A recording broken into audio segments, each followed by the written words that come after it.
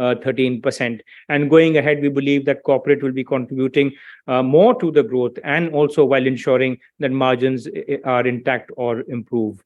Within retail, the sustainability of this growth is largely predicated upon the fact that this growth is coming from a large number of business segments which are largely unrelated. So you have growth from home loans, which is about 19%, which is the slowest of these segments, but the others are growing even faster, which means auto loans, education loans, personal loans, all of these are growing much faster, which means that as we move ahead, we can be a little more confident about sustaining this pace of growth, which is also something which is indicated by the disbursement momentum, which is again gathering pace. The challenge for this year, of course, next slide, has been more by way of deposit growth, I think, for all banks. And there also, I think for us, it has been a relatively benign outcome. The gap between deposit growth and advances growth is possibly one of the least for us. So overall deposit growth is 15%, loan growth is 19%. And if you look at the lower quadrant, you will find that the credit deposit ratio, and particularly the domestic credit deposit ratio, which really is key, because international growth very often gets funded by instruments like medium-term notes. So the domestic credit deposit ratio is just about 75%. So there's a lot of room which is still there in terms of growth, and we are under no pressure whatsoever in terms of liquidity as we move ahead. Within the deposit growth, CASA growth is about 8%, and domestic term deposit growth is 17%. And this is something which is pretty much par for the course, because as the differential between the saving rate, which is about 2.75 odd percent for us, or 2.8% for us, and the term deposit rate, which are moved north of 7%, as it expands, I think you would expect that more and more customers who have been maintaining savings account deposits would like to move them to term deposits to the extent possible. In terms of next slide, please. Yeah. So in terms of how we compare with the industry, you will again find that we compare fairly well with the industry. So our growth is better than both industry and scheduled commercial banks by a fairly significant margin. When we talk of industry, we have a set of 8 banks, public and private sector, who have declared results so far. So it's about 4 percentage points higher. Similarly, advances growth again is higher than both industry, the set of 8 banks, as well as SCBs by a significant margin. So we have been gaining market share while keeping our margins intact or improving. In fact, margins have been improving, as we will see in the next slide. So if you look at margins again, we have had improvement in both yields as well as having a reasonably tight lid on cost of deposits. So NIMs for this quarter, actually, domestic NIMs were something like 3.6%, which is a record for us. And overall NIMs exiting this quarter was 3.5%. For the full year, it was about 3.31%. So given the fact that the exiting quarter NIM is significantly higher than the overall for the full year, we believe that we can be fairly positive about maintaining our year-end net interest margin into the new year also as we go ahead. Next slide, yeah.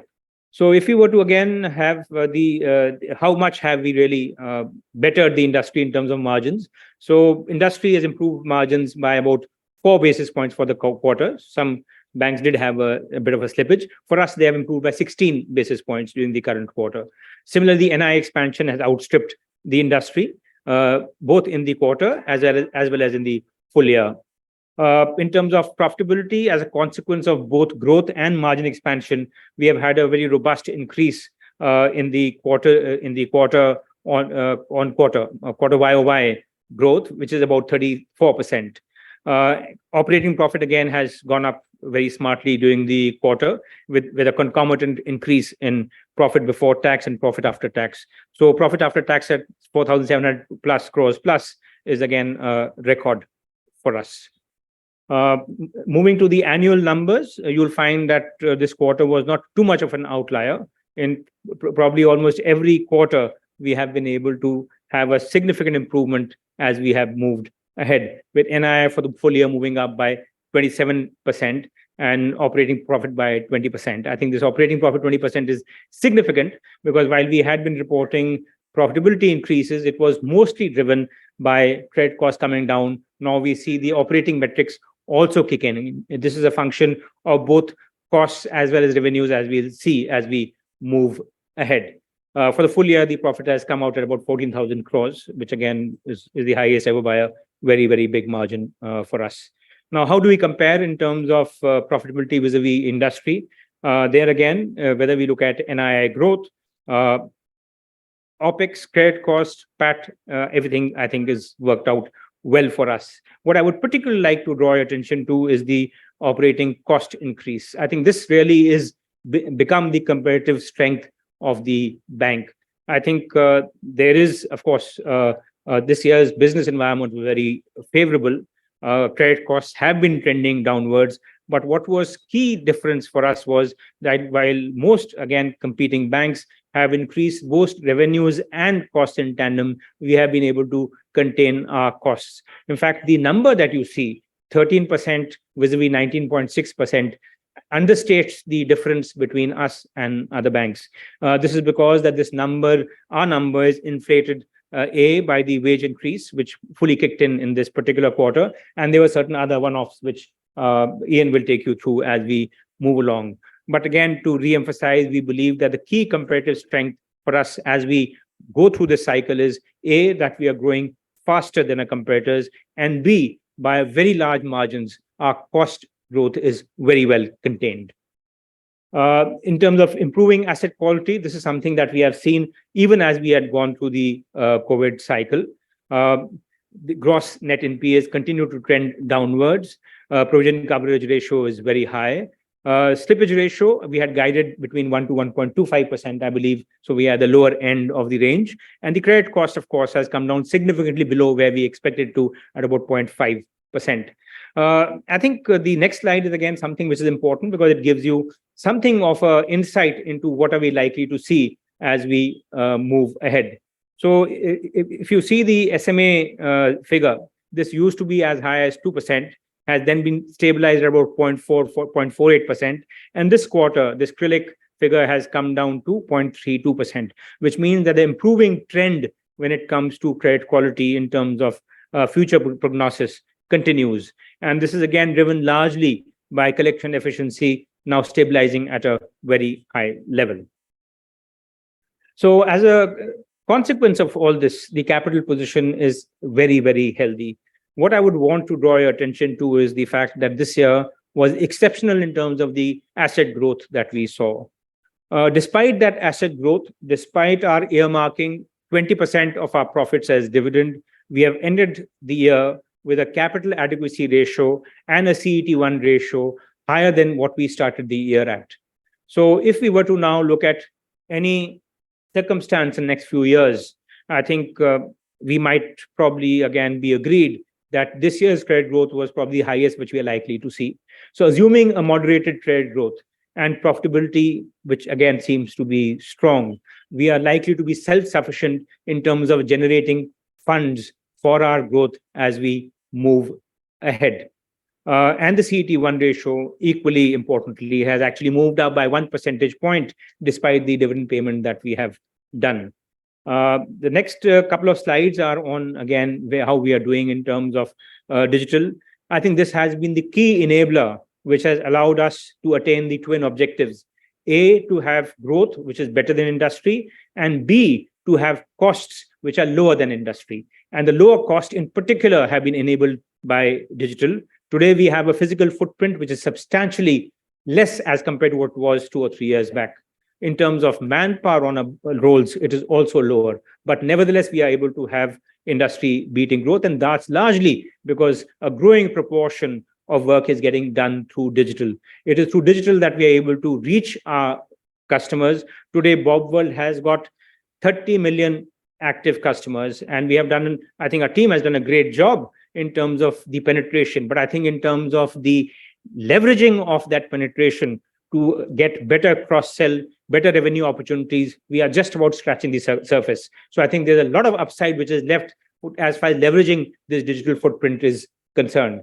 Equally importantly, I think in terms of some things that we have, the metrics that we see, for instance, the best proxy for a state through processed digital loan is the e-sign, and we are number one there. So we are the fourth largest bank, but counting all banks, public and private sector, we are number one in terms of e-sign. So a lot of, again, positives when it comes to the digital story of the bank.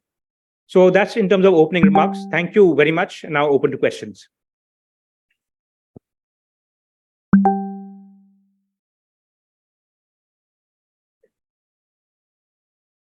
Thank you. Thank you. If you can please raise your hand if you have a question, we'll get the mic to you and you can ask. And if you can please also introduce yourself. Yeah, I think the question, yeah.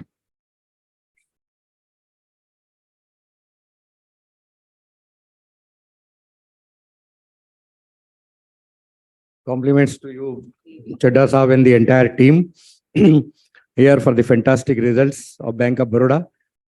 I think it is befitting to congratulate and compliment you. Even personally also, I think you will be presenting the results of this quarter as your last results of Bank of Baroda. And you have done a fantastic job, sir. Not only made the bank very, very strong, the balance sheet very strong, but even the business growth in this environment where barring some small public sector banks, others could not reach this kind of credit growth and this kind of asset quality.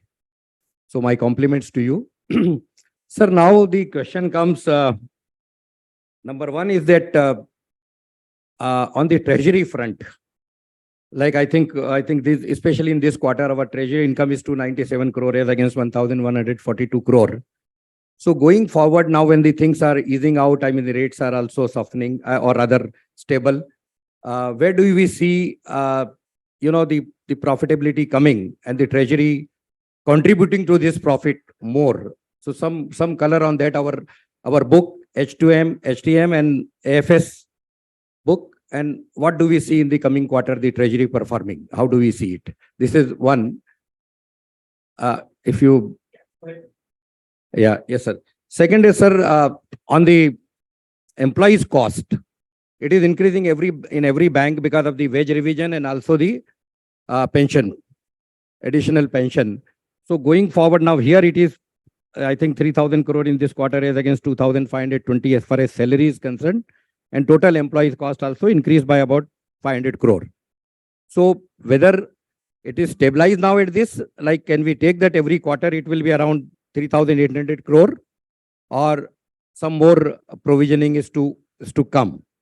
Because you of course you control the cost overall, you said as compared to the business, but still in absolute terms it is increasing, and similarly the other expenses also, which is from 2,800 crore to 3,100 crore. So whether going forward is stabilized.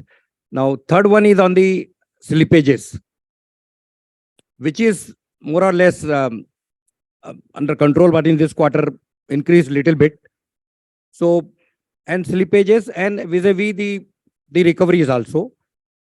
So on the NCLT, now when the things are progressing, though of course we again read there is some problem with the government guarantee and some issues are still there. So with the NARCL and NCLT.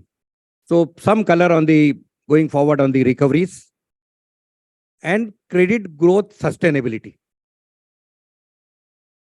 So these are the few observations and some questions, sir, in this round. So I think that pretty much covers the full presentation. Thank you very much for those questions. So I'll just make a general remark and then I'll hand over to my colleagues to answer specifically in terms of treasury, employee costs, slippages, NARCL, and the rest of it. The general remark again I would make is only this, that we have tried to construct a business and a balance sheet which can absorb certain one-offs which might be there because of the environment. This year, the one-off was on account of the treasury losses because of the fact that rate increases, which normally happen over a 12-month period, pretty much got compressed in the first quarter. And the results that you see are despite those treasury losses, right? So I think as we move ahead and if interest rates cycle was to reverse, which seems to be likely, I think that is an additional upside which is available to the banks. But as far as we are concerned, we would want to make sure that we plan again for the future without accounting for these positive one-offs. You might want to take into account negative one-offs, but the positive one-offs is what you don't normally account for when you plan for your future. Now coming to the specifics, I'll again hand it over to my colleagues. Treasury first, Chansab. If you look at treasury, there are three components which is charged to the PL.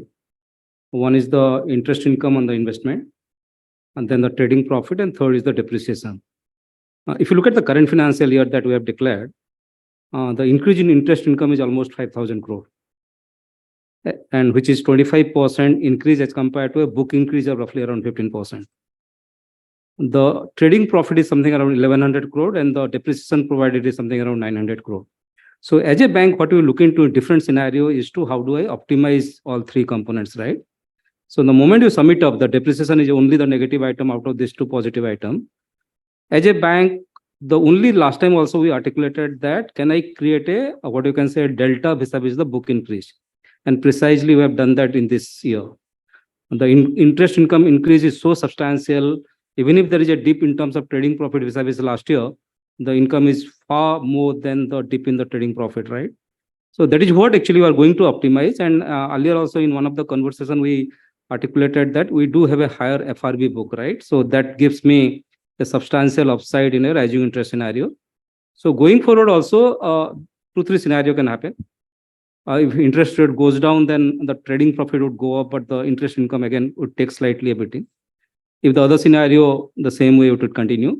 So broadly, the contribution out of treasury would continue with the same. And our strategy would be to how do I optimize the combined contribution vis-a-vis the book increase, and that has to be higher than the book increase. That is what the stance we carry. So employee cost, I think Joydeep and again the CFO can talk about. Yeah. So on the employee cost, I think while there has been an increase in the last quarter, largely that's because of the wage revision that kicks off every 5 years for public sector banks. So we have started taking provisions for that in this quarter, in the last quarter, and a little in the December quarter also. So that is a new thing which has got added. Secondly, there's as per the service conditions, depending on the increase in the operating profit, employees are eligible for a performance-linked incentive of some days of the year. So that again has been factored in this time in this quarter's results. So both these are new things which have got added in this quarter, because of which you would probably see a little bit of increase in the employee expenses of the staff cost for this quarter. But for the year, if you the 11.5% increase that you see, if you net off these two, being the one-off expenses or the expenses that have come this quarter itself, the increase is only 5%. So that way we are very, very well contained as far as the employee cost increases are concerned, and we see that being able to be maintained. And going forward, since now we have started the provisions on the wage increase, etc., and PLI also has been taken into account. So that's also baked in for the future, for the coming year also. Any abnormal increase, etc., won't happen now. So from that, etc., that part has also been covered. Slippages. Yeah, Kunal. Regarding slippages and recovery, if you have seen our overall whole year, 10,100 is our total recovery as against 8,100 our total slippages. And in fact, the recovery in return of account is also increased substantially, around 27% from the last year. So going forward, the trend is going to remain the same. Our recovery will be, that is what is the guidance, recovery will be more than the slippages. And also the recovery in return of account also will be almost the similar amount. And as far as NCLT and NACL is concerned, NACL, as of now, there is no account we got settled in our bank in 22-23. So 23-24, there are 5-6 accounts which are under process. The process which includes even the other ARCs also, because of the Swiss challenge method, it has to run through. So we are not sure that how many accounts are going to actually going to NACL as of now. This is the status. We'll take the next question. Yeah, at the back there. Yes. yeah. Hi, sir. This is Nitin Agarwal from Motilal Oswal. So a few questions. One is around the loan growth. You talked about that FY24 can be relatively moderate in terms of growth, but FY23 we have already grown like 5% higher than the system. So do you want to talk about as to what levels of growth are you looking at in FY24? So our sense is that the system growth might be about 12 to 13%. We would want to make sure that if it is possible, keeping the other two metrics of underwriting standards and margins in perspective, we might want to grow a bit faster than the system. So I think if the system is 12, 13%, we might be 13, 14% there or thereabouts. That's what we are, as of now, putting in our projections. Right, sir. And secondly, on margins, is it fair to say that margins have peaked out this quarter and you can see the trajectory reversing from Q1? So I think what you are saying is probably correct, although let me also confess that this quarter the margin surprised me on the upside. But our sense is that we have the overall margin of about 3.31% for the full year. And we have an exiting margin of 3.53. So even allowing for some moderation, I think we should be able to protect our margins as far as the full year margins are concerned. Right. And sir, over here, if you can also talk about your international book yields and as well as the cost of deposits, overseas deposits, because there is a very big change that is happening quarter on quarter on both the aspects. Yeah. So where do you see this settling somewhere and what is really driving this big move? So I think so when we look at our overseas book, we look at it in two perspectives. One is, of course, in terms of how the overseas opportunities are in the context of domestic market. Last 1.5 years, the overseas opportunities were more attractive, so we allocated more capital there. I think now possibly time has come when we're looking at inline growth. But as far as the profitability is concerned, the broad calculation that we have is we have a net interest margin of 2% there, right? But our operating cost there is less than 20%, which means you are left with 1.6% post-operating cost. Credit costs are negligible, right? And we have seen this right through. We have tested our portfolio in terms of interest coverage. We're very confident of that. So effectively speaking, you are ending up with a ROA, which is higher than the domestic book. So as the domestic conditions become more benign, there are more opportunities, particularly on the corporate side, we believe that probably on the domestic side, the opportunities are going to be as good or better. So we would expect an inline growth as far as the international book is concerned, but the international book for us is not margin dilutive at all. Right. And sir, lastly, we have been having a very strong asset quality. This quarter, we reported a very sharp decline in provisioning. So did we not think to make some extra contingent provisions this quarter, because you know that ECL requirement will be kicking in sometime and even the troubled airline and the other exposures are there. So did you not think about making some extra provisions? अब आपने सोचा तो हमें भी सोचना पड़ेगा. But let me put it this way. I omitted to mention it. So this year we have made a 500 crore provision for the airline account, although it is a standard asset for us. So we normally do not discuss specific accounts, but in this case, there's a NCLT filing, so there's information in the public domain. Apart from what is guaranteed by the government, our exposure is about 1,300 crores. And we hold, again, tangible collateral security, not primary security. Primary security coverage is full. We have tangible collateral security and corporate guarantee, which is nearly about 1,000 crores. So we have made sure that we are more than well provided for any possible downside as far as that account is concerned. So we have taken your advice. Thank you very much. Thank you so much, sir. And do you also want to clarify the ECL provisioning requirement number also? So I think that's something which is still in the realms of future RBI dispensation in terms of what do you calculate, how do you allocate provisions, whether you can hold them and then draw upon them once the requirements come in. So we shall wait for that. But let me just put it this way. So in our view, the normal cycle credit cost should be about 1% for us, right? As of now, we are below that. I believe that whatever ECL requirements might be there, we should be able to absorb them within this figure so that the current trajectory of profitability that we have, that remains intact. Right, sir. Thank you and wish you all the best, sir. Thank you. I think Saurabh had a question. So just one question. On the subsidiary business, there was some news that you are looking to, do something with the credit card business. Can you talk about that? So, Jyoti? So the credit card subsidiary, I think we have started a process to get in some investors.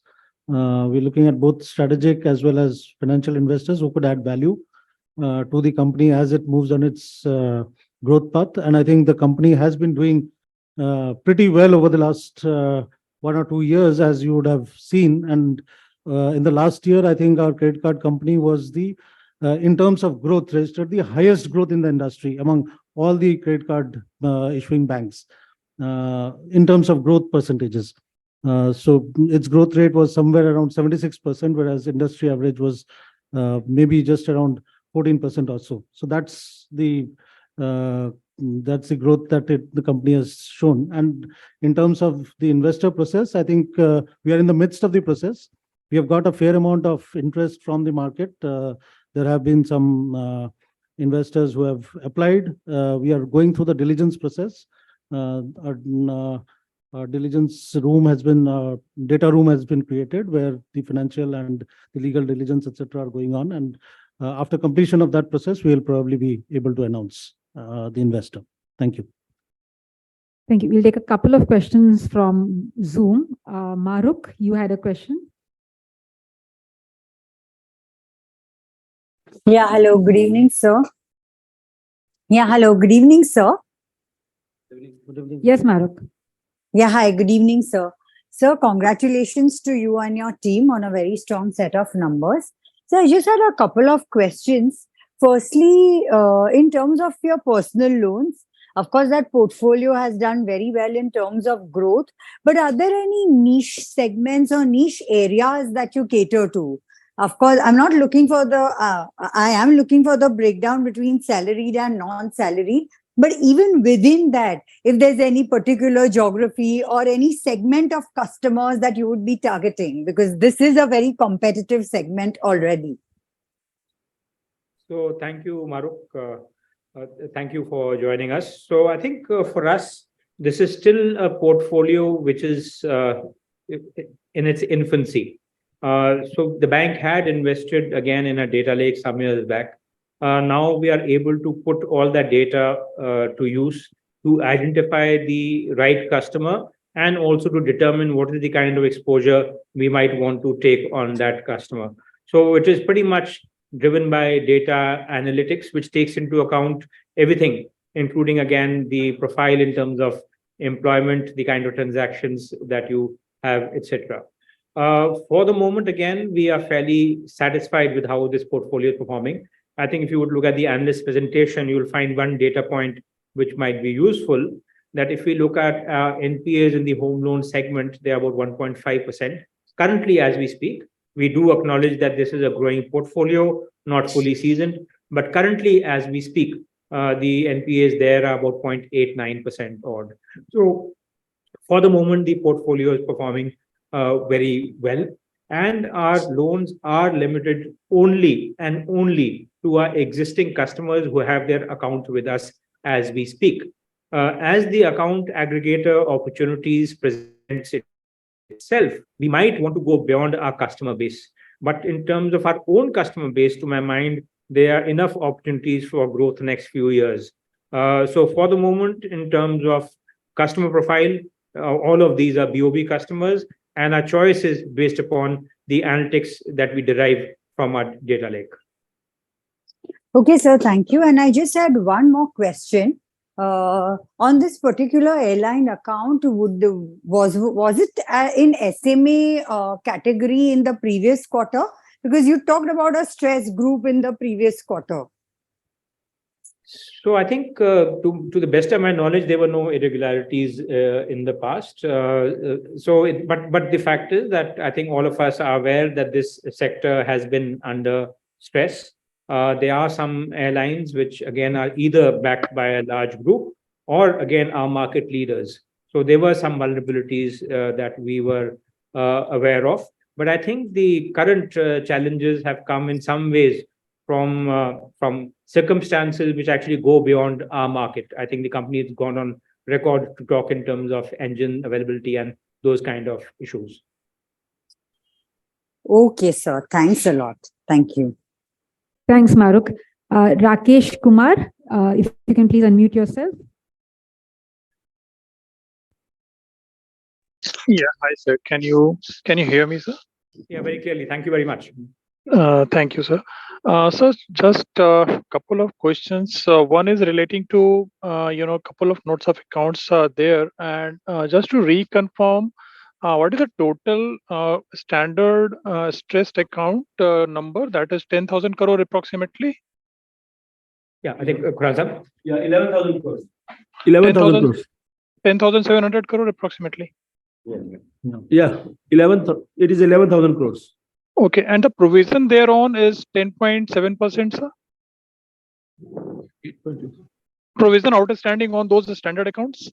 No, standard account provision, total provision. No, the stressed standard account provision is 10%, around 10.7%. For the stressed, are you talking about restructured account or the standard stressed account, SMA? SMA accounts, we do not provide anything. No, stressed restructured numbers, what is there in the notes of accounts, couple of notes of accounts. So there the outstanding provision is 10.7%, just to reconfirm, sir. Total standard provision is 5,800 crores. So excluding the provision for the standard account, the provision? It is all inclusive, inclusive the accounts which are standard and provision. The provision is 5,800 crores. Specifically for SMA, we do not provide any, account-wise. No provision is provided. Okay, and secondly, sir, referring to the notes of accounts number 15, there is a lot of reduction that we have seen from Q2. So similar notes of accounts number 15 in Q2 and for Q4, there is a lot of reduction that we have seen in the exposure. So do we see further reduction in that number, the stressed account number, which was under resolution? And what is the impact of this reduction on the interest income line in this quarter? No, as far as restructure is concerned, our book is reducing. Last quarter, it was 18,500. Last quarter, this quarter, this is 16,000. Now, last year, it was 18,500. This year, it is 16,000 crores.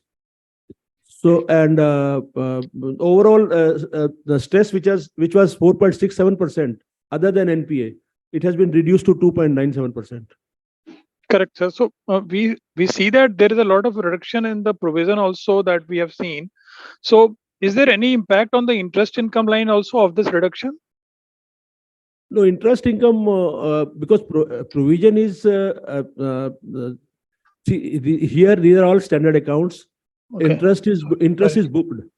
So there is no risk of any, on impact on interest income. Correct. Okay. Got it, sir. Got it. And sir, on this wage revision thing, like a total provision now outstanding is only 500 crore. So we have made an additional 300 crore this quarter. That's it. Yes. Okay, sir. Okay. Thank you so much, sir. Thank you. Thanks, Rakesh. Who else has I think right there. Hats off for excellent performance to the whole team. Couple of things. In fact, you answered most of the questions. A few things on this wage revision, which comes every 5 years. You mentioned you have made a provision of 800 crores. What is the expected hike and when is the agreement going to happen? If you can give indication, it's So I think Lalit possibly. Right. The toughest question goes to the newest ED.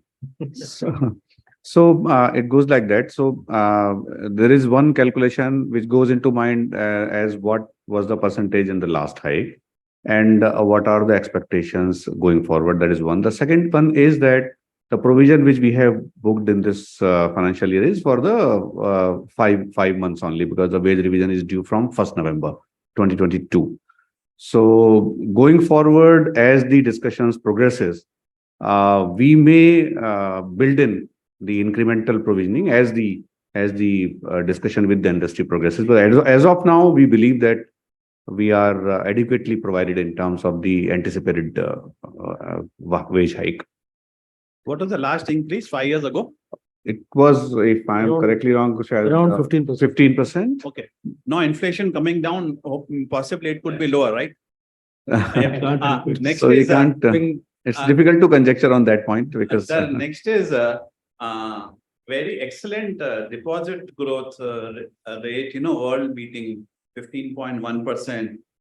What do you expect in the coming year? Because sustainability is a key here. Advances is very easy to give. And what are the cost trends for the deposit growth? So we are conscious that we might be coming towards the end of the rate increase cycle. So we have tried to make sure that the incremental deposits are such that they can again get repriced should the interest rate cycle turn. So most of our deposit growth which has happened, CASA apart, has come from deposits with a maturity of 399 days, which is our flagship scheme where we offer the highest rates or lower, which means that even if the interest cycle were to change, we have not tied ourselves into a scenario where we might again find that loan yields are coming down and deposit yields are stuck. So we have enough flexibility built into the balance sheet. So the number for the deposit growth ahead, some kind of indication. So I think for us, we would expect that, again, as a general proposition, you would want to fund your loan growth entirely from deposit growth. This year also, despite the fact that deposit growth was challenged, rupee to rupee, our loans have been funded entirely by incremental deposits. And that's what we would want to continue, which is why you find that a domestic CD ratio, despite the tightness in the market, is just 75%. And there's enough room for growth there. Now, on this airline account, which we mentioned, we have been very ultra conservative. In fact, you gave the number and being a standard account, and in fact, the industry is doing well. Now, looking at a worst case scenario, what the company says, there are a lot of collaterals you mentioned. Corporate guarantee, of course, is difficult to implement, but this collaterals and land, what will happen is what you have provided, ultimately it will come off in write backs and recoveries. It will add to profits in the coming year, right? This collaterals they have, what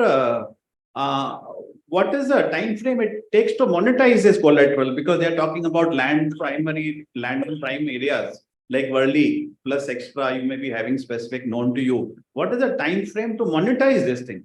So I think and particularly the real estate cycle is very good now. Yeah. So I think that's a hypothetical question. But from our perspective, we just try to make sure that whatever is the downside, since you have room to make provisions, you do that. If this account had not been there, we probably might have made a general provision anyway. So it's really, again, so why are credit cost at 0.53% today? It is because whatever you could anticipate for the future, you took care of it in the past. So that's what we continue to do. But in terms of specific recovery cycles, I think that might be possibly a too detailed a discussion for this forum. Okay. Now, lastly, on a very important subject of ECL, which was raised. Now, some of the banks, this is a very sweet spot in the cycle with very low credit cost. It's the best time to make provisioning, and RBI is making us ready for it. Although they had prepared us several years back and asking, regular financial models from us compared to IRAC norms to IFRS 9. Now, other banks like Bank of India, Can Bank, Union Bank have given us a number to ponder. Now, if you can also be transparent and share the number based on the models you have been reporting. Although we know we are the best bank compared to all the banks and we have been doing accelerated provisions. including some account we mentioned, this is accelerated provision, but giving the number. So what we are prepared for, that transparency we expect from you. देखिए अब मैं normally we would not give this number. आपने इतनी तारीफ की, आपको मना भी कैसे करूं? तो मैं अपने CFO को question hand over कर देता हूं. So we believe it's a bit premature to come out with a crystallized number because the regulations itself are in discussion with RBI. As you're aware, there's a discussion paper out. Banks have responded to the discussion paper. But I'd like to make 2-3 points and attempt to answer your question in a different way. One is if you look at our overall financial from a asset quality perspective, you would see our NNPAs have been steadily declining. They are about 0.89% is the NNPA ratio. So the unprovided NPAs are very low. Secondly, in terms of our provision coverage is around 92%. And thirdly, the stress book, which is the SMA acrylic 1 and 2, where your ECL will actually hit you, is at all-time lows at 0.37 basis points. The other thing in terms of restructured book is around just a standard restructured book is around 1.5. So these are all elements where your ECL will push and create pressure. So all these elements, I think, are working well and should track better. And having said that, maybe our number, it's an estimate right now, would be in the range of 1 to 1.5% of loan book at this juncture. Okay. Now, Thank you. this is really very good. One point on this, I'll just add, you're having consultation with RBI on that. Now, there are lots of thoughts which are coming on IFRS 9, ECL, and the secular-based system. Now, we are moving forward from a secular-based system to a principal-based system. But we should have clearly one secular-based system is working very well, or that IFRS 9 ECL. But if there's a thought process of a hybrid system, which has not been implemented anywhere in the world. So there should be one system. I feel if you do that, it will help in uniformity across the system, and wishing you all the best. Thank you, sir. There's a second row. There's a. Yeah, this is Sharat Chandra, investment advisor. Thank you for giving me the opportunity to ask this question. Good that this year has been extraordinarily well. Your deposit growth has grown at 15%. Your bulk deposit rates, I don't know whatever they are, you have been able to grow at 65%. Credit, obviously, you have been able to match the industry. You showed comparison about industry and how your growth has been better. Now, looking as a shareholder, with a longer term perspective, in the last 10 years, a full decade, your return on equity has been low single digit. This is the first time that you have shown 15% return on equity, which is an expectation, because as a risk capital holder, I expect a higher rate of return vis-a-vis my fixed deposit rate. So I would like to ask you, why are you running after growth? Because bulk deposit at 65% growth is basically to match your trade growth. Why don't you just be more, choosier about, what things I'll lend and what thing I'll not lend? And can you tell me that has the board discussed and probably the management team has discussed, is target return on equity which you have in mind? Because if that is not in mind, this is a good period. And so that's why you have made good money. And so that's why the stock price has gone up and it's first time trading at more than 1 times price to book. So, and if you can tell me, if there is a target which you have set in, what are the cultural and structural changes which has happened, in the last couple of years in the bank, that I'll be confident that you'll be able to maintain that double-digit return on equity. Thank you very much and all the best. And apologies if I have been slightly blunt. No, not at all. I think most welcome.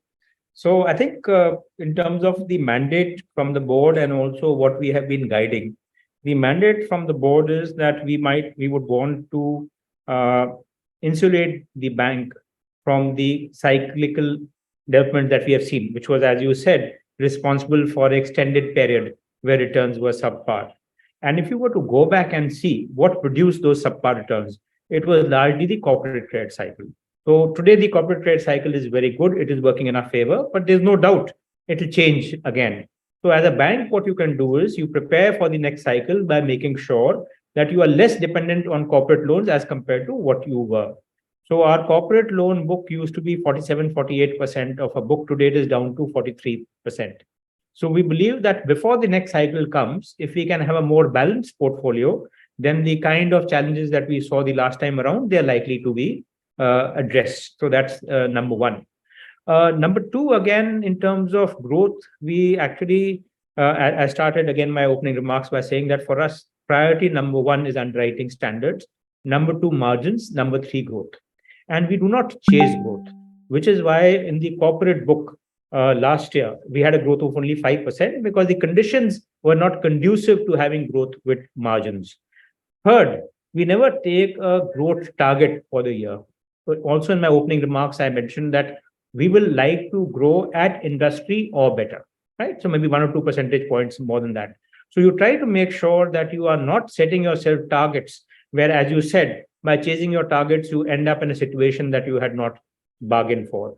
So and in terms of the changes that have happened in the bank, which should give us confidence for the future, I think first of all is the technology piece, which I think where the bank over the last few years has emerged at par or better than probably any other bank. And we had some metrics that we spoke about. The second to my mind, apart from technology, and more importantly, applying that technology again to do business, is really talent. That is what distinguishes one bank from the other.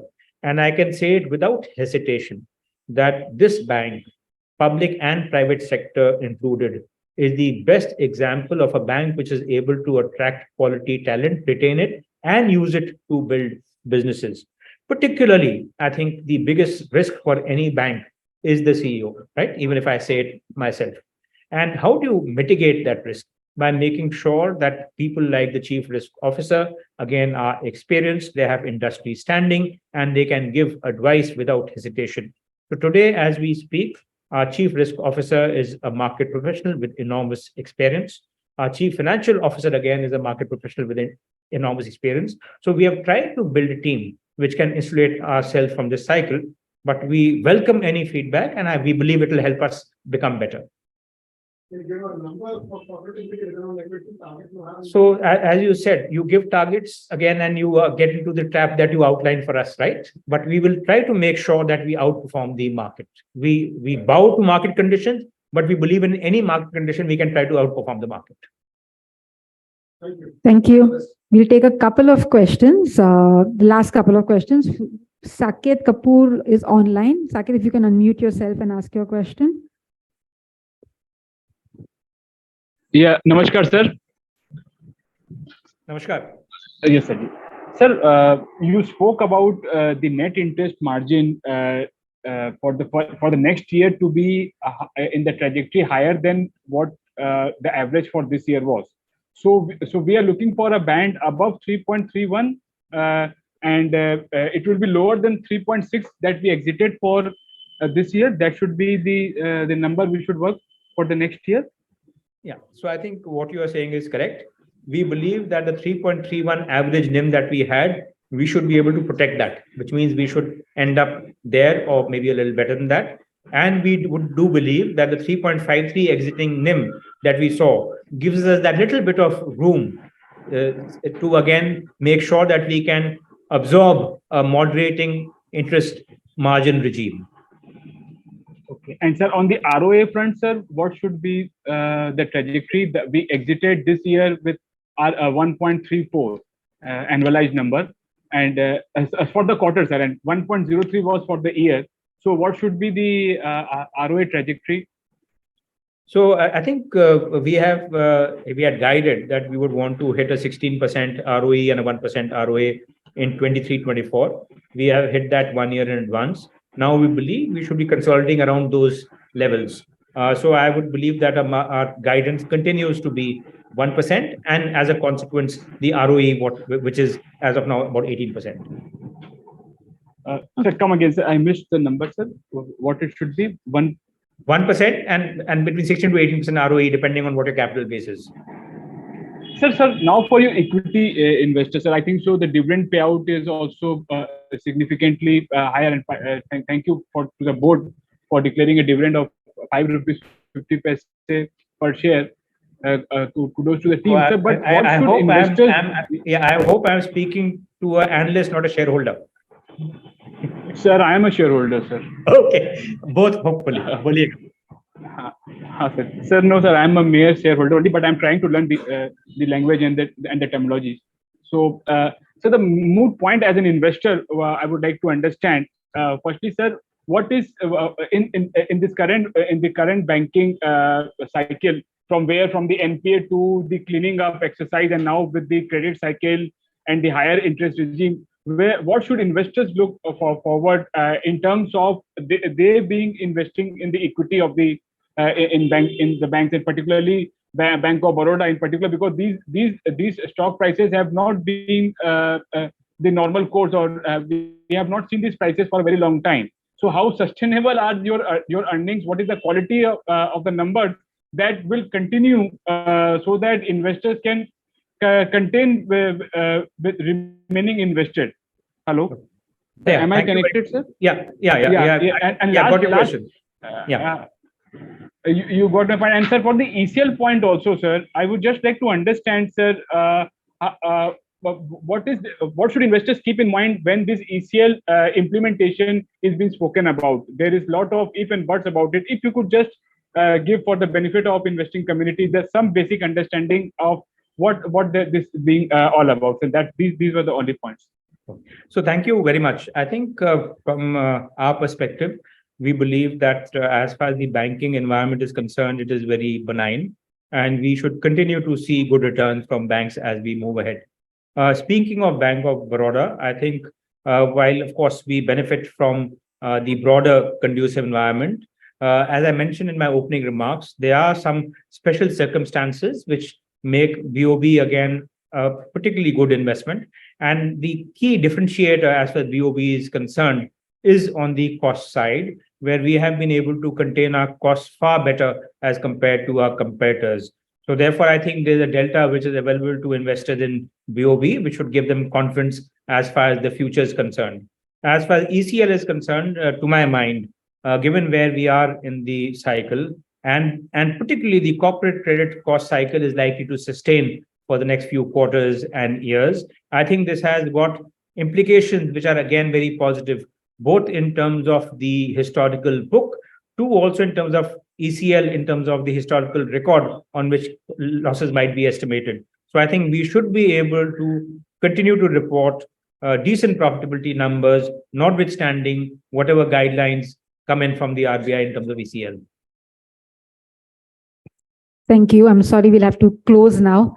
It is I think there was 4:30. one at the head of the. Okay. Please. Yes, sir. Congratulations to Team Bob for excellent performance. So we've done a lot of transformation, whether it was digitization, human resource, and reaping rewards today. You highlighted that we are touching few number of customers from our existing base where all the loans are concerned. So if you can highlight a little, elaborate that 5-10% have you reached, the capabilities far higher. Second thing, a lot of facilities which Bob started over a number of years led to this transformation. So without getting into details, can it lead to a substantially higher income within banks? Second thing, we are doing a lot of digitization where SME loans up to 1,500 crores are concerned, and most of the PSU banks have lost their market share in last 3 years in that business segment. How are we re-energizing that Bob captures those loans back from private sector and our earnings get better? So thank you very much. So I think in terms of the capabilities in the bank and how that could actually translate into better earnings and revenues. First of all, I think there, as you very correctly have said, there have been a lot of investments that happened in the bank, not now, not in the last 3 years, but over the last 5-7 years, which actually are paying dividends now. Among them, I would again like to highlight two. One was again the investment that we made in creating a data lake, which we have been able to leverage now. If we had not made the investments then, there's no way we could have produced these results today. Similarly, again, investments, we talked in terms of the fact that the physical footprint, manpower, we are efficient and able to contain costs. That again was because the bank had the foresight, and the management team then had the foresight to again invest in a shared services company, which again is taking a large part in terms of making sure that we are efficient and our expenses remain under control. In terms of the upside of what we are doing, I'll just give you the example that today, as a proportion of our loan book, unsecured loans are probably just about 2% or they're about 3%, right? About 25,000 crores as against a loan book which might 9 lakh crores or.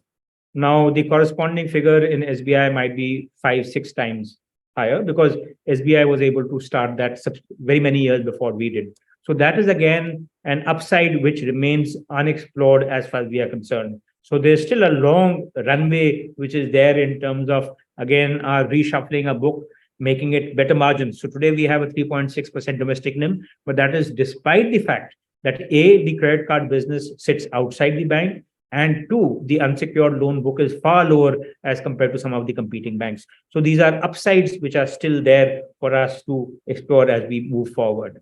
Third is again what you alluded to in terms of technology, which has now been brought to bear mostly on the retail book. But in terms of it having a transformative impact on MSMEs, that is still to play out. We have started doing that, but that is still, again, something which we are targeting relatively smaller micro MSME loans. Now, for us to move that to the mid segment, again, is an enormous upside that is available to the bank. My next question is based on the global market outlook and domestic outlook, which RBI and the government is saying. The interest rate cycle you have already highlighted. Do you anticipate that the loan book growth, what we'll see with the view of election next year, would be more front-ended in the current year, first half rather than the second?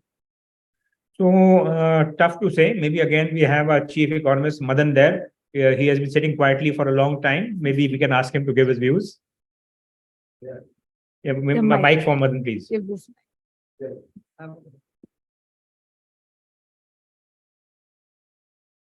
No, in fact, for the current financial year, we are looking at overall credit growth being in the region of around 11 to 13%.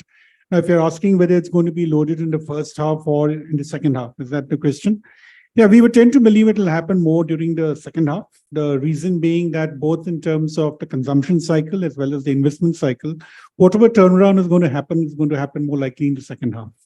Okay, so that's when we would see the demand for credit to really picking up. If at all, I mean, when we are talking in terms of one half being better than the second half, so therefore it will be happening more in the second half. That this will be based on the assumption that when we are talking of consumption increasing, because probably of a good monsoon, that is a basic assumption which we're making, there will also be good rural demand coming in. So as your consumption increases, there'll be higher capacity utilization, which in turn will generate greater demand for investment. That's how bank credit would keep increasing. So it will be more in the second half rather than in the first half.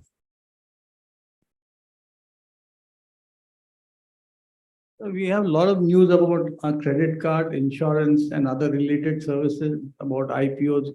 RRB also being spoken about. Anything we are likely to monetize? Partnership in the credit card, I understood, but the other wings? So, Jaideep? So I think on the life insurance subsidiary, we are on the path of an IPO. We have received the DRHP approval from SEBI in March. We have a one year runway to get it on the IPO. But of course, given the conditions in the market, etc., we are again seeing what is the right time. So we will be taking a analysis of what is the right time to enter the market, and then we'll go for the IPO in the insurance side. BFSL and Nainital Bank, I think the processes are on for getting a partner into both these entities. And I think we should be shortly seeing some positive result there also. So that's on the monetization side. Thank you very much. All the best for the years to come. Thank you very much. Thank you. We'll request our Chief Financial Officer. At the end, one more, I think. Sorry. Is there? Yeah. Yeah. Okay. Yeah. Sir, Ramesh Bhojwani from Mehta and Vakil. Many thanks for taking my question, although at the last hour. Two important things. One, today the wholesale price inflation has fallen to negative, and the retail price inflation has come down to 4.9. And RBI on June is very likely to announce a rate reduction, maybe 25 basis point, if not 50. And if we have a good monsoon, this reduction of rate cycle will continue going forward. In this situation, how is the bank looking at the overall rate cut scenario, number one? And the second question is little elementary or little away from this. Sir, no bank has taken steps to reevaluate their assets which are long standing in their books when they were made? Are we looking at revaluation of our assets? So I think the first question, I'm not sure whether June is the time when there might be a cut. Maybe Madan can talk about that. But you're right that we probably are again at that inflection point where the cycle is going to turn. And it's a very relevant question. How are we as a bank prepared for that cycle? Now, this is something we have been acutely conscious of when we were constructing our liability portfolio. So today, the major part of the incremental growth that we have seen in our liability book that has come from liabilities which have tenors of 399 days and below, right? So which would mean that should the interest rate cycle change, we are very well insulated from any adverse impact on our book, right? Brilliant. So the second part again was, I'm sorry, just lost track. The revaluation of assets. Revaluation, I think that's something the CFO can, along with his thank you, maybe he can address the question. Thank you.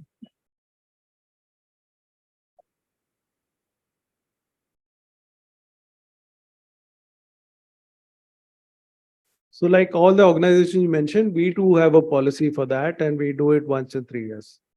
So coming to my closing remarks, thank you everyone for coming for our in-person session. It's not always easy to travel in Mumbai. Thank you for being here and look forward to seeing you again in the next quarter. Thank you so much.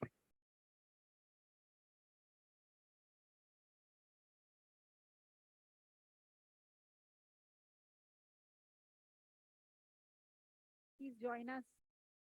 Please join us for high tea. Request all the analysts to join us, please.